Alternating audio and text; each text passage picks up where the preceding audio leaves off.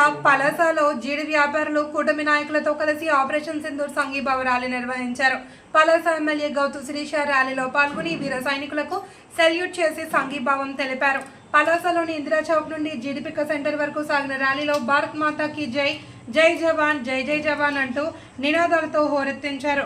ఈ సందర్భంగా మాట్లాడిన ఎమ్మెల్యే శిరీష, భారత సైన్యం ఆపరేషన్ సింధూర్ పేరిట సైనిక చర్యలు చేపట్టి పాకిస్తాన్ ప్రేరేపిత ఉగ్రవాద స్థావరాలను ధ్వంసం చేయడం గొప్ప విజయంగా గర్విస్తున్నామన్నారు. 100 మంది ఉగ్రవాదులను సైతం అంతం చేసిన భరతమాత నుదుట తిలకం దిద్దారని ప్రశంసించారు.